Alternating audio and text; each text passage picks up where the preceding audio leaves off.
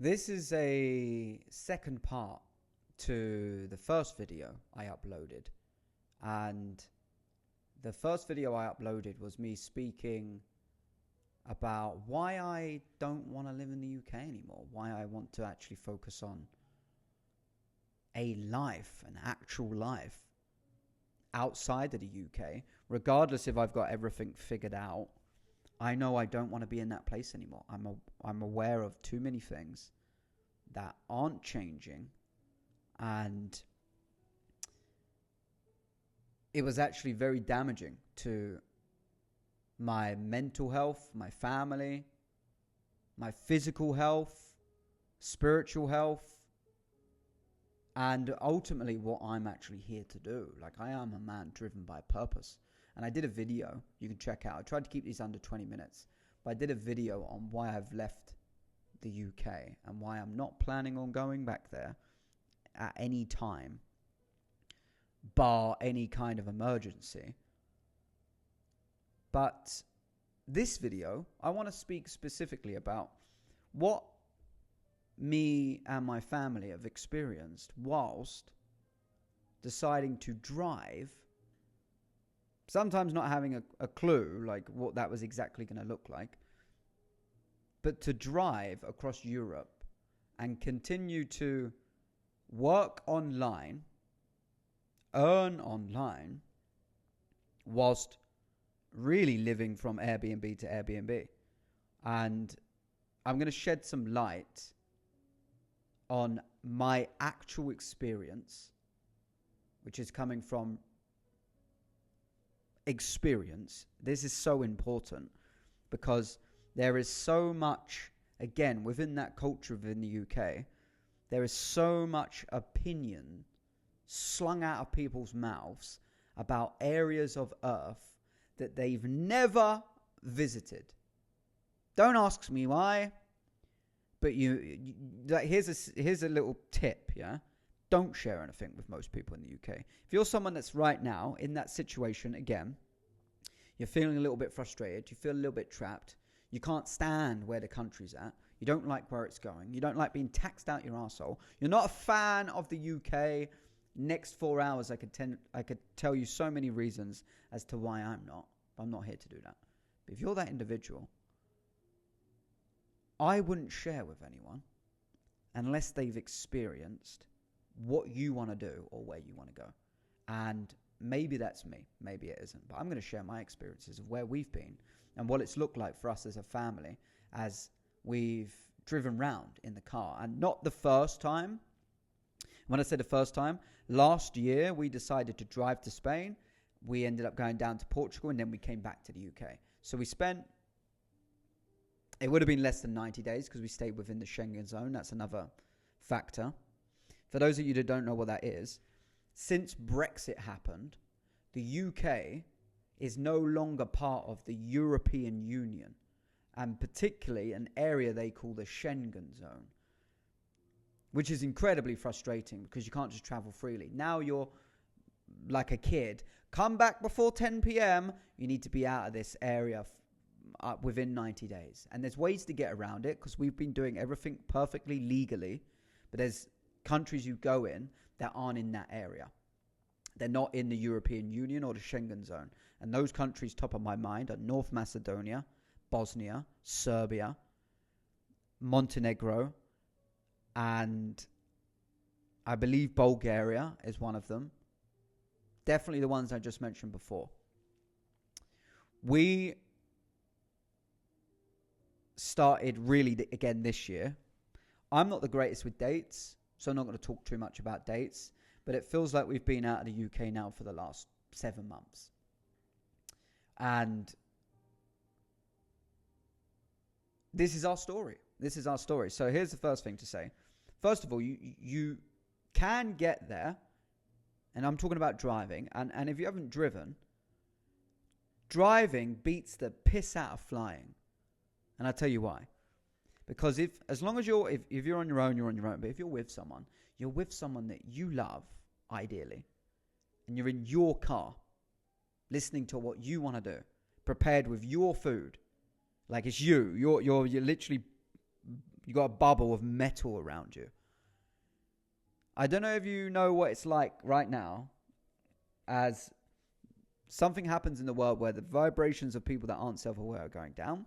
Lower vibrational people. To be blunt, poor people. And poor isn't just about finance, understand that. But poor people, sick, unhealthy. And then higher vibrational human beings that are healthy, that are self-aware, that take care of themselves, that actually emanate any type of aura. That is way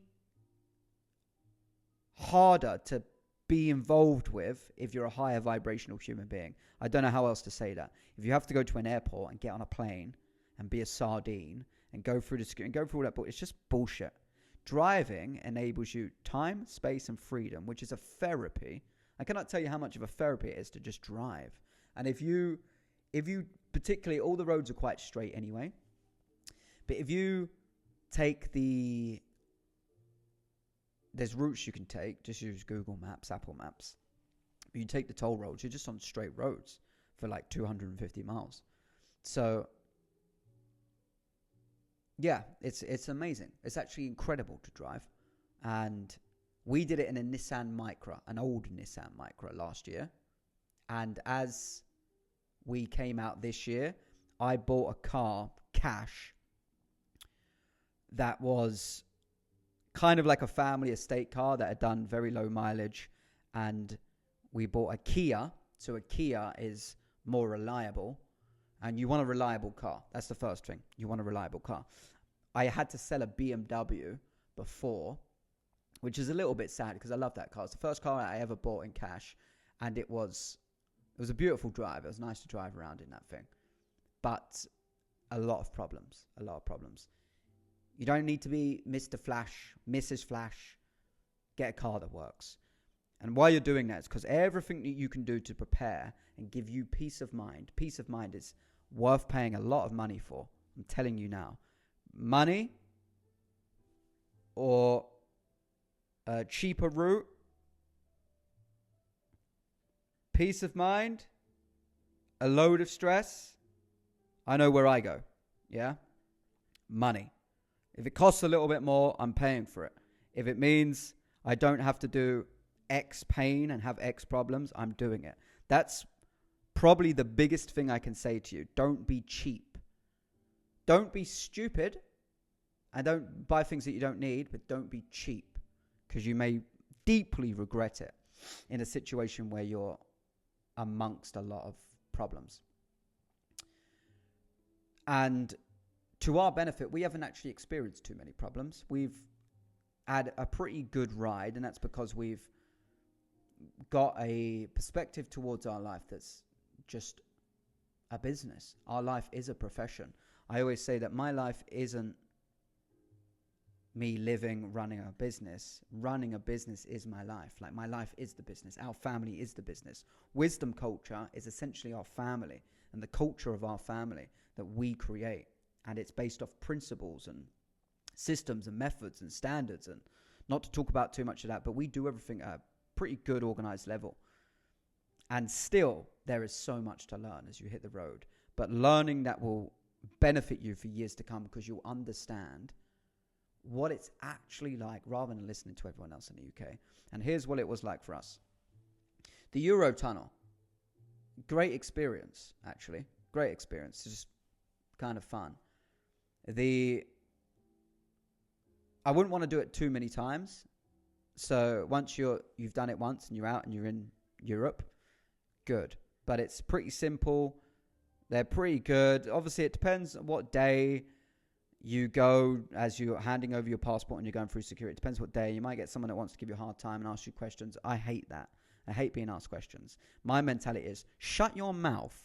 Shut the fuck up asking me questions. Stamp my passport, because I should be able to travel freely anyway. Shut your mouth. Fucking eat a little sandwich and let me crack on with my life. That's my internal feeling. But really, it's like, we're leaving the UK. Why are you leaving the UK? Why would I stay here? Tell me what I've got going for me here. Basically, keep it simple. Yeah, at that passport control. Keep it simple.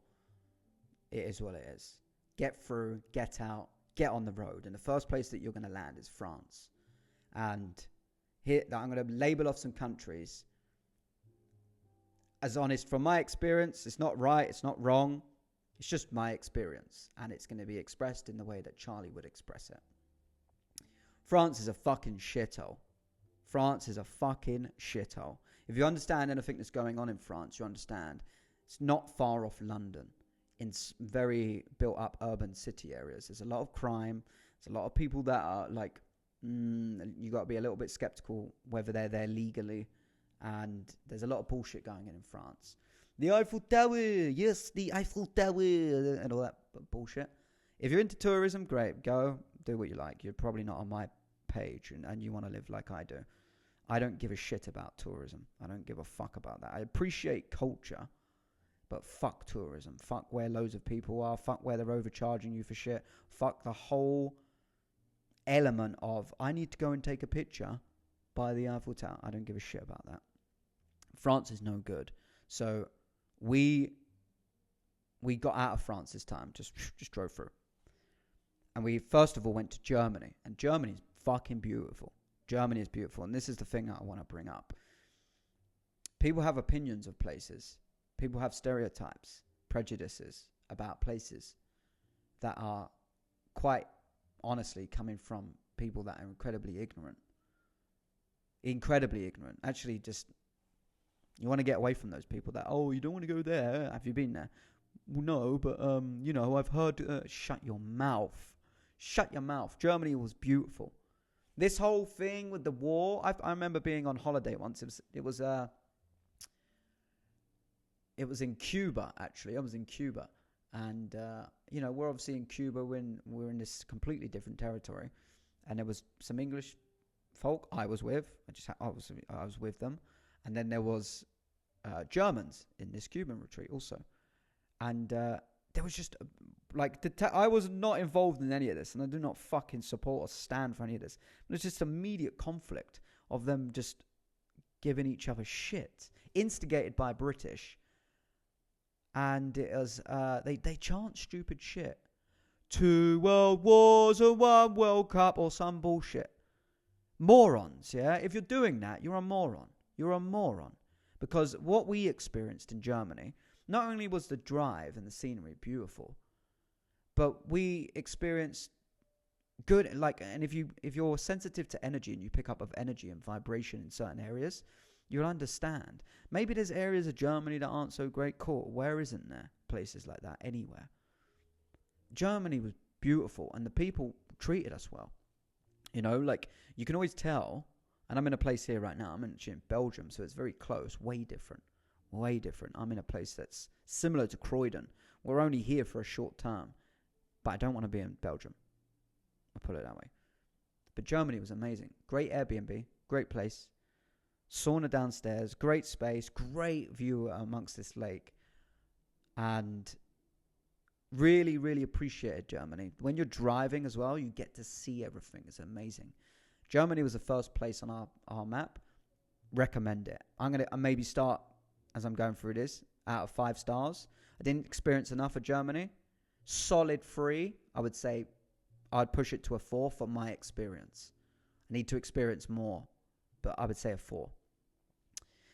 Then we drove down and we was heading towards Croatia, but I wanted to stop through a place called Ljubljana. And Ljubljana is the capital of Slovenia, I believe. And as you're driving that way, you go through some amazing places. Like you're like, wow.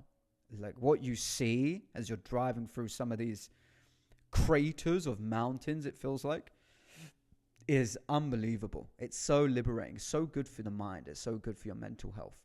And driving means you could do that with your own soundtrack, with your own family. It's like me, Amy. I love driving. I just love that. We got Shadow in the back. It's just cozy. Heated seats, warm, beautiful. And Austria was really beautiful. You're always stopping for fuel, so you get little moments when you stop for fuel. But we didn't stop any other place till we got to Ljubljana. We got out for a few hours, went for a walk, got some food, did whatever we did. Great place, Ljubljana. Great culture.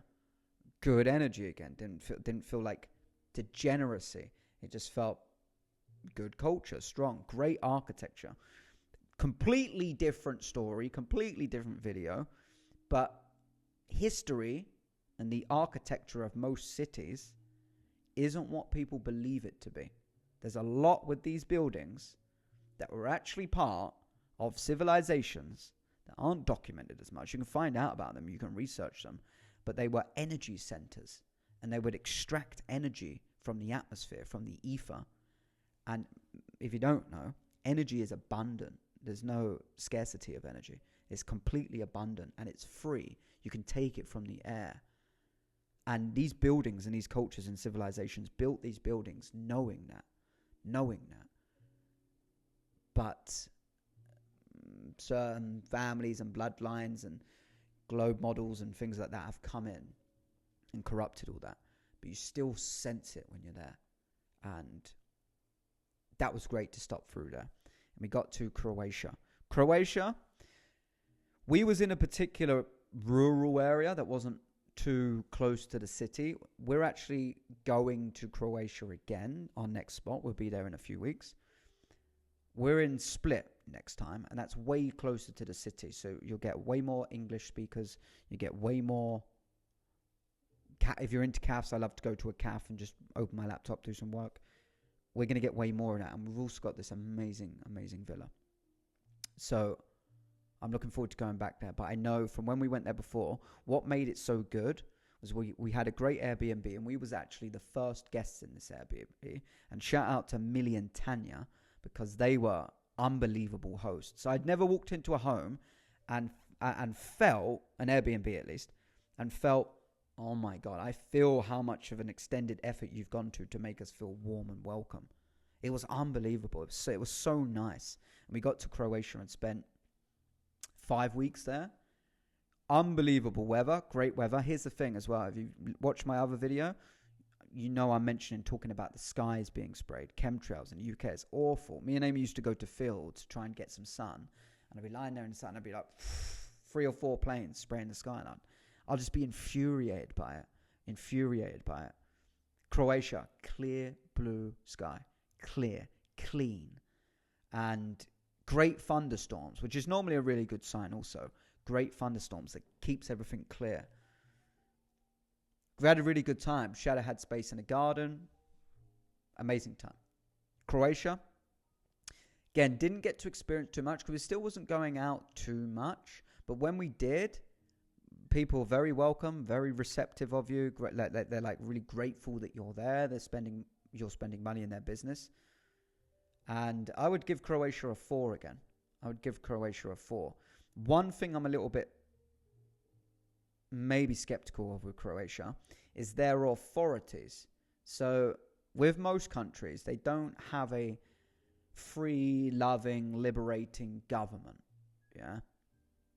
Croatia, you get that sense of just don't fuck around with the authorities. Like, make sure you stick somewhat to the book. You know, they don't give a fuck as much. And if you want to know more about like what Croatia are truly like, look at a place called Liberland, Liber,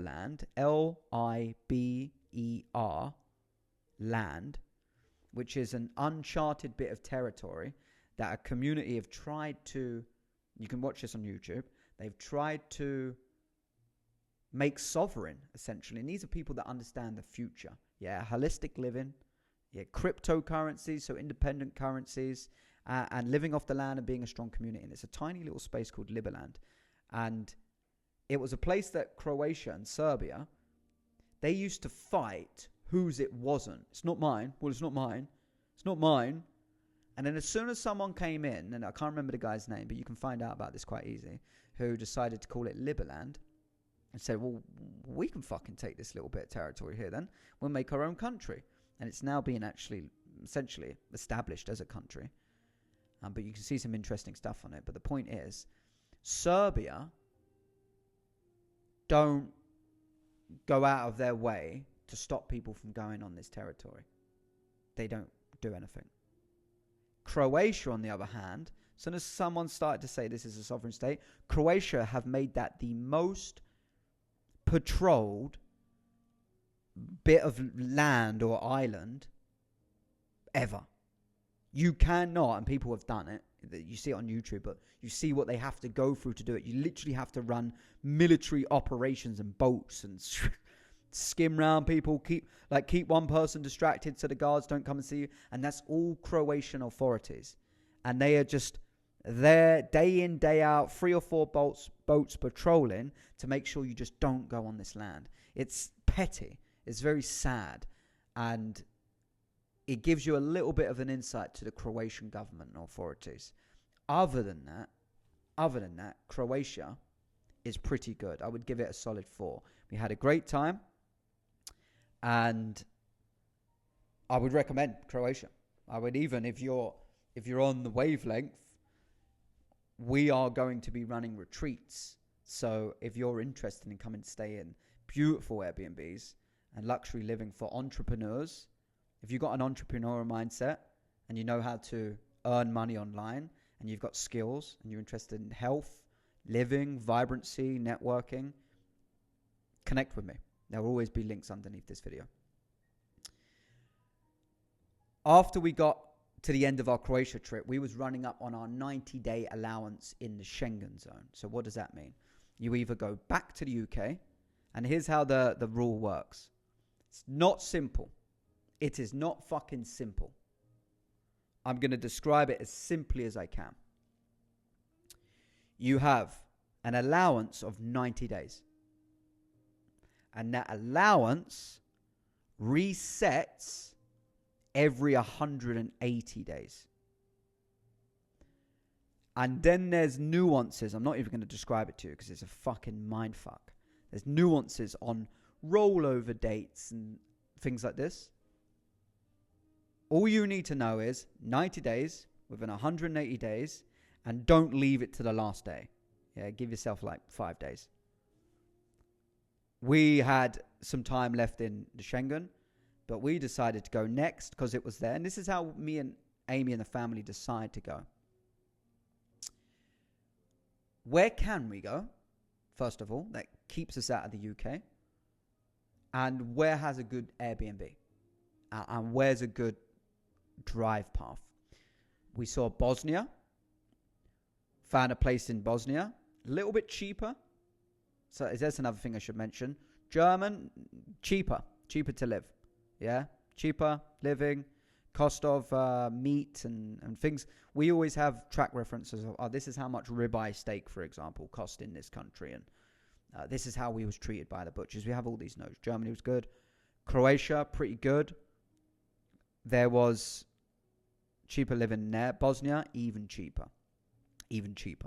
So we went to Bosnia, went to this place. And Bosnia is outside of the Schengen zone. So you're allocated an additional 90 days because it's its own place. And as a UK passport holder, you're allocated up to 90 days there. That is Bosnia. And we stayed, and we always make an extended effort, and this is a good trait to have. Make an extended effort, always. I cannot tell you how far this goes, and how it blows my mind how few people know how to do this. They don't even have the etiquette. You're staying in someone's home. Connect with them. Yeah, unless it's a business. Germany was a business, and they were renting that place out. Everyone else, for us, has been a human being. And like I say, Tanya and Millie, we can go back there now. We don't have to go through Airbnb and pay, like, even the fees and everything on Airbnb, make it a little bit more expensive. We can go to them direct now. With enough notice, we can book in advance, and they'd love to have us back. We got friends there now. Bosnia. Shout out to Željko. Spoke to him not too long ago, actually, on the couch over there. Željko had a penthouse. And to be fair, I didn't have a bad time in this place. I didn't have a bad time at all. It wasn't the highest of standards and space that we had got used to a little bit. But we knew we was buying a little bit. We knew we was renting a little bit of a cheaper space. So that's another thing. You do get what you pay for. But Željko was, to me, he's a guy I want to know. I want to be on his side, his team. He knows so many people in Amsterdam, in Bosnia, in... Where else was he saying? He's from the Netherlands. He just knew people everywhere. And me, I'm a networker, so I connect with people. And I'm really glad I know Željko. Our stay in Bosnia was great from, I guess, from a realistic perspective, we couldn't have got more for what we paid for.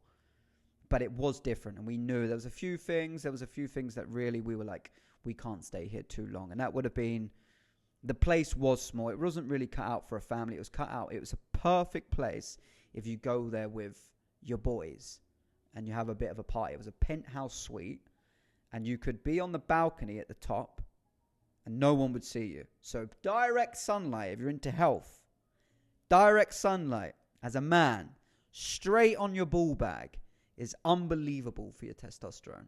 And that was one of the highlights. That was, I'm not going to lie to you, one of the greatest memories was like waking up in the morning and being fully naked, no one being able to see anything, and allowing the boiling hot sun to hit your skin. That was very, very powerful. And in Bosnia there was like a massive music event going on down the road. There's like good energy and good nightlife around there where we were. Where was we? We was in Banja Luka. We was in Banja Luka. So that's where we were. And I will say, going into the local shops as a man didn't feel as welcome at all. Normally Amy does that stuff. I just did it once and I remember feeling like, I felt like I was going to get refused service. It was very strange. But they're an interesting country. There's great people there. There's not as many English speakers. But if you go to more popular places, you'll find that easy. We went to some beautiful places. Bosnia had some unbelievable architecture. They're a Christian-based country. And yeah, you can sense that. They had not long, when I say not long, I'm talking, you guys can do your own research on this, but you could sense that there wasn't too much time that had passed before Bosnia had really experienced conflict. And of course there was a war in Bosnia. And although I felt perfectly safe, nothing felt unhinged about it, you could just kind of sense it in the culture. It was in the air, which was interesting. But for the most part, Bosnia was a great place to visit. If you don't speak any other languages, it's probably not the greatest place to go unless you go to somewhere really, really close to the heart. Very cost effective to live. Weather was great. And, you know, they have this pastry called a burek, which I can't eat too much of that stuff anymore. But they have some traditional cuisine that if you're into food, you'll love. Yeah, you'll love. And we went to a shopping centre. It's been the first time in ages. Actually bought some clothes for the first time in ages. Really good prices. Designer stuff. I think I bought Amy some kind of she's not here right now, but Calvin Klein bag. I remember buying this bag. We hadn't done anything like this in years. And I was like, buying her this bag. Feeling like the fucking man. Like, I like that bag. I'm like, get it. Get whatever you want in this shop, yeah? And that was because we were... Not only did we deserve to, like, treat ourselves a little bit, but there was, like, a reality with Bosnia. It was like, take advantage. Yeah, there's, like, a bag there. Get it. You like it. And enjoyed our time. We left early. There's a few things happening in the apartment, and we're like, yeah, we want to leave early, actually. And shout out to Željko, did absolutely everything to, you know, really cater for us. But sometimes things just happen. They send you signals to leave a little bit earlier. So we left earlier. And the next place we went was Serbia. Bosnia, I would give... And a free isn't bad, by the way. A free is like, cool place to go. Cool place to go. It depends what you want. But I would give Bosnia a free. Serbia was next. And I was excited about Serbia because Serbia, particularly where we looked at, again, has a separate border. So you got an additional 90 days there. You can go Bosnia for 90 days, then you can go Serbia for 90 days. And if you did that, your 180 days in the Schengen zone resets itself so you can go back in the Schengen zone, in the European Union, go back to Spain, Portugal, France, Germany, Croatia. You can go to any of those places again. So this is an interesting thing that people do down in the Balkan countries, they call it. It's the southeast area. And we got to Serbia, and I was excited because Serbia has everything that you need. Things that might seem subtle are very important for our family because we run our life with a lot of flexibility but pretty solid structure. We need certain things. We don't have any chemicals in our house. We eat in a very particular way. We don't poison ourselves. We won't just go and buy what you'll find at the store. So things like raw milk, for example, is very important to Amy. I don't drink it, but it's very important to Amy. And Serbia, they had raw milk topped up fresh every single day in vending machines that were like 5 minutes away. That was massive. I could walk out of my place, this beautiful apartment that we got. Again, shout out, met Daniela. Daniela, again, amazing. Run a great service for us, accommodation. Helped us extend our stay twice, and we'd done almost a full 90 days in Serbia because it was so good. There was a mixture between traditional culture, but because we was in New Belgrade, it was all this modernized stuff. So you go to the shopping mall, get everything that you want, absolutely everything. All the restaurants were incredible.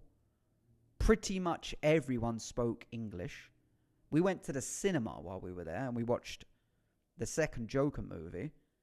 It was in English. Like, everything was just, this is great. Everyone speaks English. Everyone understands us. We've got everything that we want. There is like, with a dog, you want outdoor space. There wasn't too much outdoor space in the closest proximity to us, but that was okay because it come with so many other benefits. For Amy, it would have been raw milk. We got our, I don't know, Amy does all of this stuff. This is making me realize how much stuff Amy does. But we'd always want good high quality meats. We found a good butcher. You get everything delivered to your door. You use an app called Wolt, which is basically similar to Uber Eats. You can get anything that you want delivered to your door. You've got good security intercom systems. Where we was on the ground floor, so we was the only, if you're on the ground floor, you had or the top floor, you had a garden type area. And the garden area was cut off by bushes, but you can hear all the time these kids playing outside. And the interesting thing when we went to Serbia, in the UK, if there was kids playing outside, it's a completely different energy. You don't know if they're going to fuck shit up, they're going to break shit, they're going to do stuff. In Serbia, there was pure sense, and I remember listening to it. It was like I was listening to music. They were just being children. It made me realize how long it had been since I had just seen or heard that. And kids being kids. There was a park literally just 10 foot the other side of where the bushes enclosed our garden. Little kids park, all these shops and everything around. I would go to a place called Coffee Dream. Shout out to Coffee Dream. Coffee Dream, Wi-Fi, anything you want. Alcohol, if you want good coffee, if you want desserts, breakfast, they've got everything there. It's essentially like an advanced Starbucks. I'd go there with my laptop, 2 coffees, bomb, start smashing out work. Serbia was unbelievable, actually. I rate Serbia. It was not as cost effective as Bosnia. It wasn't as cost effective. I'm not going to say cheap, but it was still way more cost effective than the UK. The UK is a fucking joke. And if you look at the tax in Serbia and you set up a company there, you're paying way less tax. And I believe, and they're making it easier, they are going to make it more easy to get a digital nomad visa, which I'm very interested in looking at, which means I could stay there for a year, I believe. So we're looking at that. We know that Serbia is back on the cards. And there's a love for Serbia because of certain experiences that we had.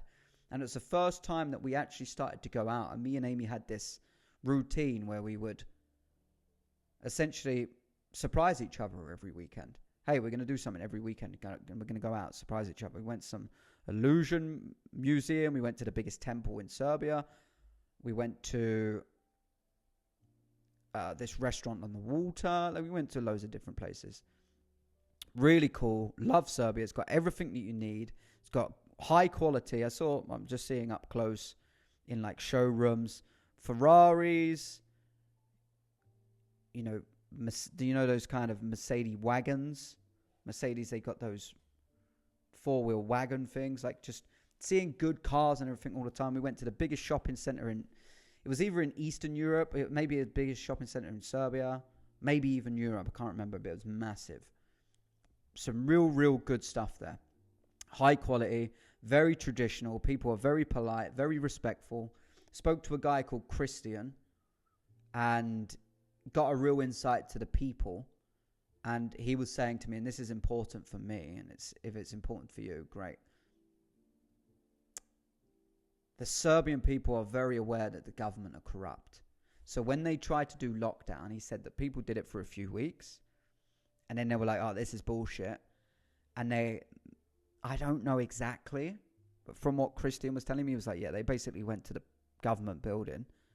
They went to like Parliament building, whatever it would have been, and said, fuck this, we're not doing this. And then they lifted all the bans. So they've got a very strong sense of sovereignty in Serbia, which I really like. And they really do welcome you. They're really glad that you're there enjoying their company, because for some reason, and I had no real idea of Serbia, but what came to my mind was way different to what I experienced. And I sensed that, especially in Christian. He was like, yeah, like, oh, we want people to experience Serbia for what it is. And Serbia is Novak Djokovic. Yeah, that's like obviously a tennis athlete.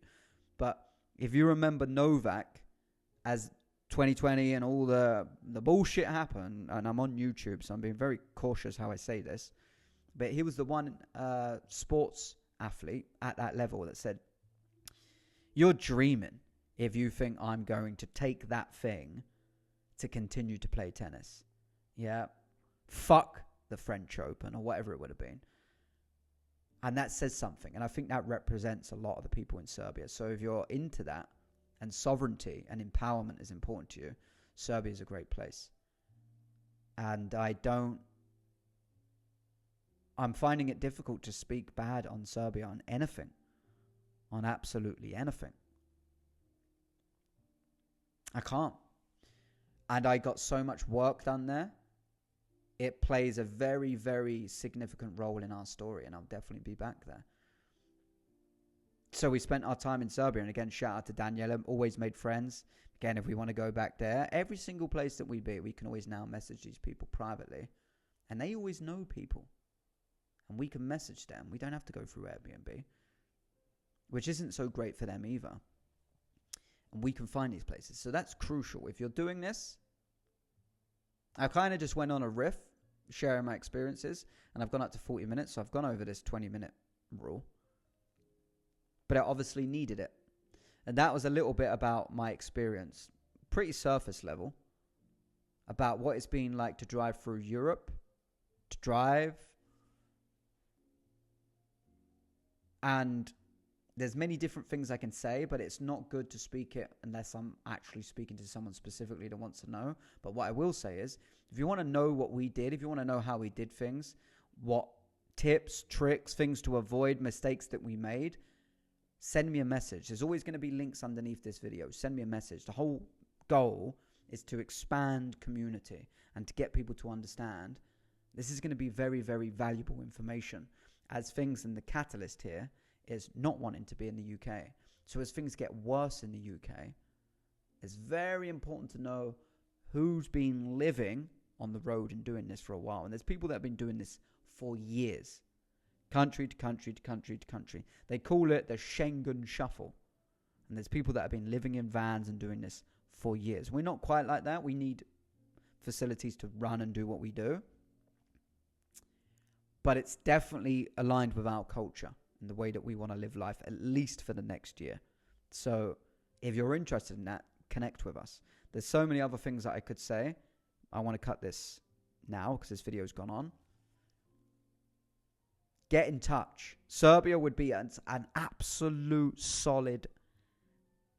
It's hard not to give it a 5. It's hard not to give it a 5. I'm giving it a 5. I'm giving Serbia a 5. Serbia was great. Shout out to fucking Serbians. And then why we're in Belgium, so let me round up on this. Why we're on Belgium, it's actually a very significant part of the story. And as I continue this series, I'll expand on this over more videos. We are only in Belgium right now, which is very similar to the UK. Not a fan of it. We're only in Belgium because it's a very close country to the Eurotunnel. It's a 5-hour drive for where we are now, for Amy to get to the apartment in the UK. And there's two main reasons that she's done that, and we've decided to operate like this as a family. I'm here with Shadow, and she's gone back, and she actually went back with one of our friends who came out and saw us. So she drove back with one of our friends. For the MOT on a car, so if you have a British car like we do, you can get all the work done on a car in countries. We got a service done in Serbia. Great service again. Not just on the car. Unbelievable guy that wanted to help, give us loads of advice. Amazing. But you can't get an MOT done. You cannot get an MOT done unless you're in the UK. For whatever reason, you can't get an MOT done. So you have to go back to the UK. So she's gone back to the UK to renew the MOT. And if we had known that and thought that we would be out for this long, we would have prepared a little bit more. But eventually it had to be done. So everything's worked out the way it should have done. She's gone back for an MOT, and she's gone back to run a ton of errands to clear out our apartment, to like spiritually cleanse from the places that we are. So we really feel mental peace and clarity as we move forward, that we are living on the road and we're moving around. And we had a conversation in Bosnia, in fact, where I said to Amy, if you're not in the mindset that we're going to continue to do this all the way up until 2026, then it's going to be stressful for you. You need to write off that we're going to go back there. And as soon as we broke through that paradigm, I was there already. In a relationship, you have to be on the same page. Amy got there. We've been doing this. She's already, I said this in my previous video, she's already sick and tired of being in the UK. She's exactly reminded why not to be there. And there's loads of other reasons, some deeply concerning reasons. And it's not nice for me to be away from her right now. But it will only be a few more days, and she'll be back here. And we're leaving this Airbnb a little bit earlier than expected because we just don't want to be in Belgium. With Amy's birthday coming up, we're going back to Croatia. And we're going to be in Croatia for at least 65 nights, I believe it is. And I'm going to be hosting and facilitating retreats as we did back in the UK anyway, in a very micro version.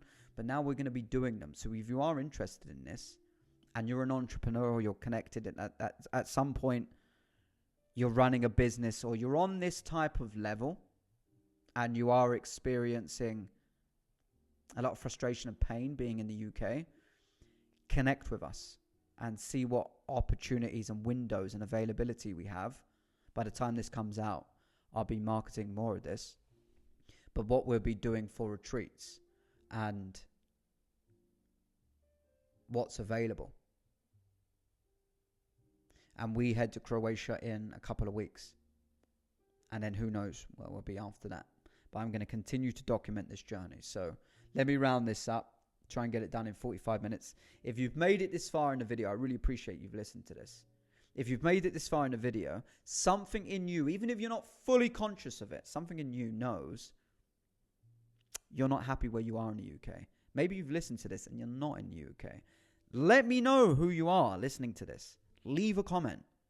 I cannot tell you. I don't care what you do. Like, comment, subscribe, follow the links, find anything that you want to do, but do something. Simply for the reason you don't just want to sit there and consume things. Do something. Like it. One button. Just let me know that there's some value, some feedback. I don't need to be liked. I need to be effective. And that's what I'm looking to do, is offer insight and experience that we've got from real life, rather than being someone that speaks from ignorance and actually doesn't know what it's like to travel, drive, go to these countries, understand the culture and the people. And I hope this video gives a good insight to some from the countries that we've been to, some places that you may consider yourself.